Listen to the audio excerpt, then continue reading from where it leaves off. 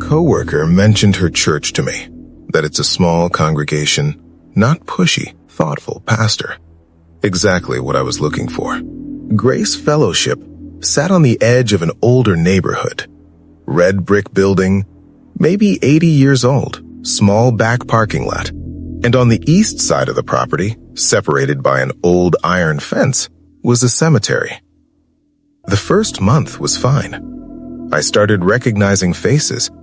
I felt, cautiously, like I belonged somewhere again. About a month in, I volunteered for a Saturday maintenance day. A small group of us showed up to pull weeds, clean gutters, trim hedges. I ended up working near the cemetery with an older couple, the Garfields, trimming the overgrowth along the iron fence. At some point, they went inside for coffee. I kept working, earbuds in. That's when I noticed someone on the other side of the fence, a man, standing maybe 30 feet away among the headstones. Tall.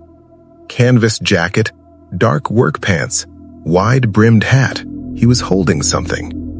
A long-handled tool I couldn't quite identify. The tines were in unusual shape. He wasn't moving. I assumed groundskeeper. Pulled out one earbud, glanced over. He didn't acknowledge me.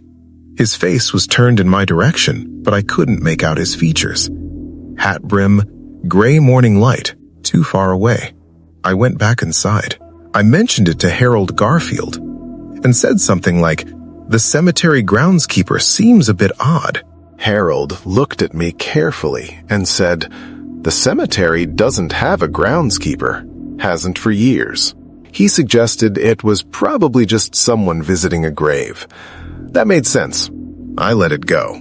The following Saturday, I came back alone to finish some trim painting. I had a key.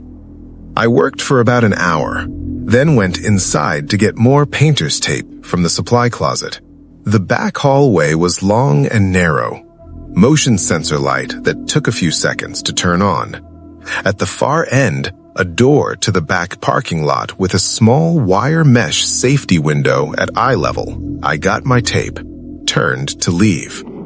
Through that window, I could see the parking lot, empty, and beyond it, the far edge of the cemetery. He was standing there. Same jacket, same hat, facing the building. I stood in that hallway for a long moment. Then I finished my work near the front entrance, and I left through the front.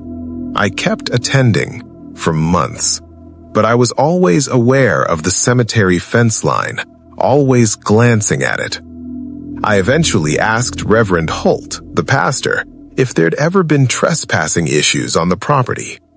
He paused before answering. He told me that a few years earlier, before I arrived, there had been a man. He didn't attend services. He would simply appear sometimes in the cemetery, occasionally closer. They'd called police. The man had never done anything illegal or overtly threatening. He'd spoken to the pastor once, and what he said, Holt described it as not something he wanted to repeat. He'd stopped appearing about 8 months before I joined. I started going to the earlier service after that. More people, more cars in the lot. The last time I saw him was in November. I'd stayed late to help fold newsletters. By the time I finished, the building was mostly empty. I walked out to my car alone. He was standing at the back corner of the parking lot, not in the cemetery, on the church side of the fence, 20 feet from my car, facing it. And for the first time, I could see his face clearly. He was older, deep-set eyes under the hat brim. His expression wasn't angry. It wasn't vacant. It was something I still can't find the right word for. He didn't move. I got in my car and drove away. I texted Reverend Holt when I got home. He responded a few hours later. Said he'd contact police in the morning. His last line was, "Please don't approach him. Whatever brought him here It isn't fellowship. What bothers me most isn't the fear I felt in those moments. It's that I still don't fully understand what I was afraid of. I'd gone through a divorce. Quiet. Ugly, in the way slow things are ugly. No kids. I relocated to a smaller town 2 hours away, partly for work, mostly just to be somewhere without all that weight. I didn't know anyone. I was invited to a church's Wednesday night small group. Casual, they said, just people talking. I said, okay. The church was called Shepherd's Gate, a newer building, clean and carpeted. The small group met in a side room, 8 to 12 people. The facilitator was a man named Marcus, early 40s, well-dressed, soft-spoken. He had the kind of presence that rooms tend to quietly organize themselves around. He remembered everyone's names, their family members, details from things you'd mentioned weeks earlier. When he gave you his attention, you felt it. To be honest about something, I was lonely and I was rebuilding myself. For the first 2 months, it was fine. I made friends. The discussions were thoughtful. Marcus was skilled. He drew quiet people out, redirected tension, created a feeling of safety in the room. Then, gradually, something shifted. I started noticing that Marcus would linger after meetings, finding the newest or most unsettled members, asking one more question, locating the loose thread in whatever you'd shared that evening and gently pulling it. Never intrusively, just attentively. He started texting members between meetings. Check-ins. Just thinking of you. Hope your week is going well. I told myself it was pastoral care. That's what this kind of community is supposed to feel like. But around month 4, I started watching the group more carefully. There were 3 or 4 members who had been there for years, and they moved differently than the rest of us. If Marcus made a statement they disagreed with, the disagreement would soften into almost nothing. If he praised someone, they'd add their own praise immediately. They watched his reactions to people. Their own reactions seemed to follow his. One night, a newer member, a younger guy, pushed back on something Marcus said. Genuine disagreement, nothing aggressive. Marcus handled it without missing a beat. Acknowledged the point, redirected with a question, kept moving. By the end of the night, the disagreement had somehow become an example of the younger man's own spiritual uncertainty, not a challenge to Marcus at all. The younger man nodded along, looking vaguely confused but satisfied. One fateful day, Marcus asked to meet me for coffee. He said he could tell I was working through more than just the divorce, that Wednesday discussions could only go so deep. One-on-one conversations could help more. He did this with everyone who was ready for it, he said. The coffee meeting was at a normal cafe, public place, daytime. He was warm and attentive. At one point he said, "I feel like you've been waiting for somewhere to actually put all of this down." And I felt something in my chest, genuine relief. The kind that makes your eyes sting. That feeling is the thing I keep coming back to. Because it was real. The relief was completely real, and I think that's what made everything else possible. Over the next month, he learned a great deal about me. My marriage, my childhood, my fears. The kind of things you'd tell a therapist or a very close friend. He was careful with all of it, referencing things I'd said weeks earlier, asking follow-up questions, building a picture, and slowly, he began making suggestions. Small ones at first. Books he thought I'd find meaningful. He'd bring them to the next meeting. A podcast.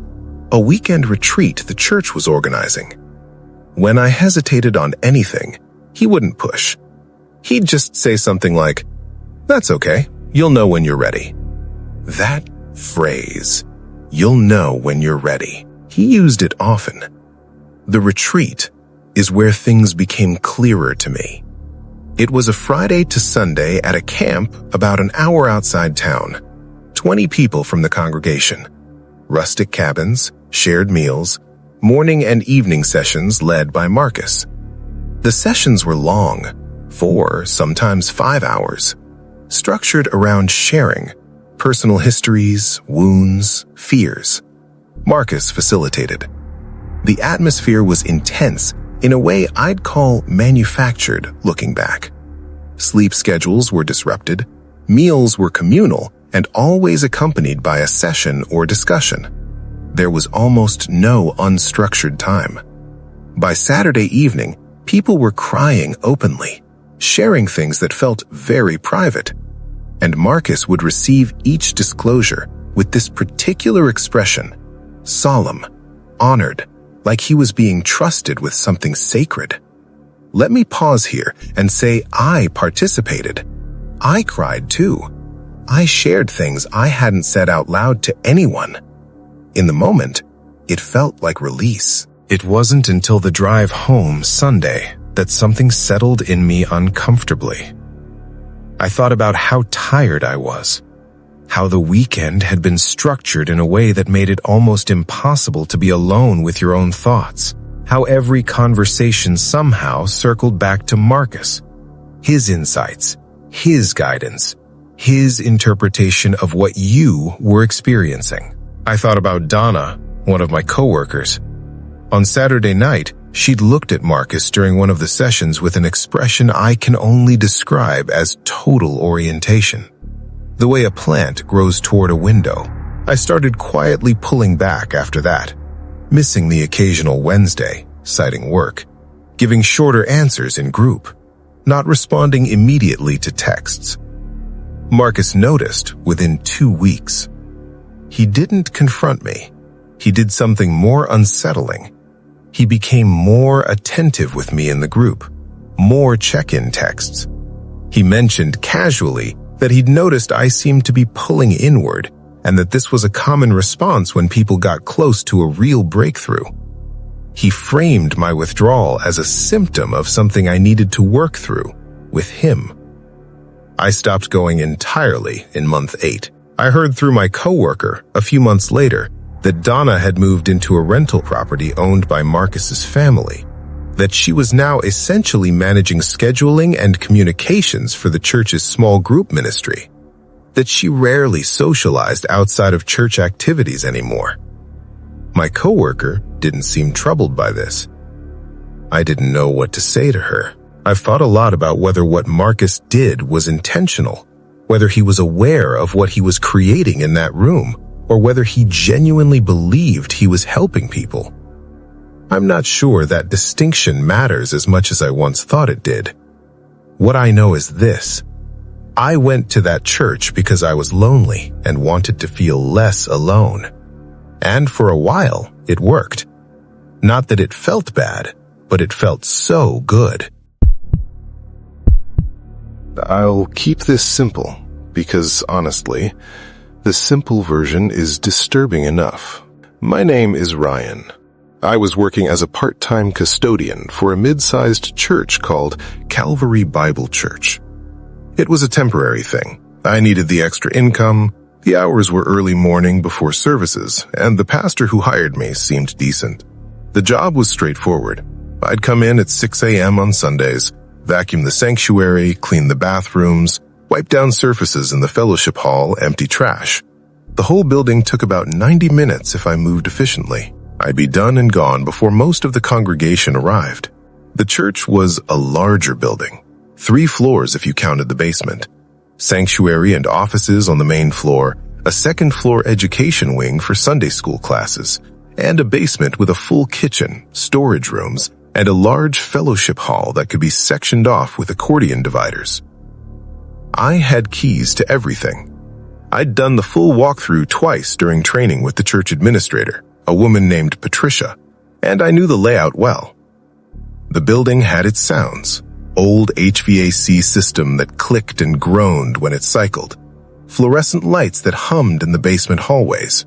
About 5 weeks in, I was finishing up the basement fellowship hall early one morning, maybe 6:40 a.m., still dark outside. The basement windows were those narrow ground-level ones that look out at the parking lot from about ankle height. There was a door at the far end of the basement hallway. I had noticed it during my training walkthrough, but it hadn't been part of my assigned area. Patricia had mentioned it briefly, Said it was a sub-basement utility space, old boiler room from when the building was originally built. Nothing down there anymore, kept locked for safety reasons. The door was heavy, metal, painted over many times. The paint around the handle and the frame had cracked and bubbled slightly from moisture. A padlock was on it. That morning, the padlock was open. Not missing, not broken, just open. The shackle unlatched, the lock hanging through the brackets by its base. I stood there for a moment. I thought about opening the door for about 3 seconds. Then I thought about the fact that it was 6:40 in the morning. I was alone in a building, and there was no practical reason for me to open a door I'd been told had nothing in it. I went upstairs, finished my work, and texted Patricia when I knew she'd be awake. I told her the basement utility door was unlocked and asked if she wanted me to close it up. She responded quickly, said that was strange, she'd look into it, and to leave the door as it was. I went back the following Sunday. Same routine, same building. The padlock was back in place, locked. I didn't think much more about it. 3 weeks later, I was in the basement earlier than usual, maybe 6:15. I'd woken up before my alarm and decided to get a head start.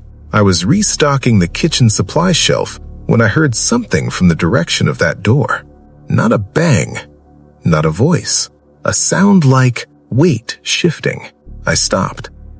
The basement was otherwise quiet. The HVAC wasn't running. The fluorescent light in the hallway was humming, but steadily. No flicker. I stood there for probably 20 seconds, not moving, just listening, nothing else. I finished the kitchen quickly and went upstairs. When I got to the main floor, I realized I hadn't heard anyone come in. The church had an alarm system, a soft beep when doors opened, the kind you had to deactivate within 45 seconds, where the monitoring company would call. I had the code. I hadn't heard any door chimes since I'd arrived. I called Patricia. I know it was early. She answered. I told her what I'd heard and about the door chime. She was quiet for a moment and said she'd send her husband over. He lived about 10 minutes away, and to stay near the front entrance until he arrived. I did. Her husband, a large, quiet man named Gerald, arrived with a flashlight and a calm that made me feel slightly less on edge. We went down to the basement together.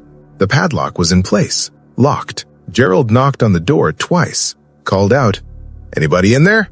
Nothing. He stood there for a moment, then looked at me, and I could see him working through the same thing I had been.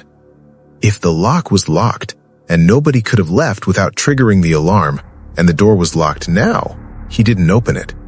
He said, "I'm calling the pastor." We waited. The pastor arrived. He had a key to the padlock, a small separate key on a ring he'd brought from home. He opened it. The sub-basement was a narrow concrete staircase leading down to a low-ceilinged room, exposed pipes, old boiler, long decommissioned, metal shelving along one wall with cardboard boxes, a drain in the center of the floor.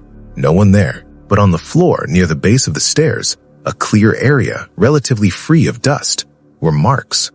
Compressed, irregular patches in the grime and old dust, like someone had been sitting down there for a while. The pastor examined it. He didn't say much. He had the padlock replaced with a keyed deadbolt that week. He also had Gerald do a full walk of the perimeter for my shifts for the next month. I quit the job about 6 weeks later. Not entirely because of that. The hours were grinding me down anyway. The last thing I'll say is this. A few months after I left, I ran into Gerald at a hardware store. We talked briefly. I asked if anything else had come up with the building. He looked at me with this flat, careful expression. He said the new lock was scratched up pretty bad about a month after it was installed, from the inside. Then he changed the subject. I just couldn't bring myself to ask more, 'cause whatever it was, I don't want to be involved in it.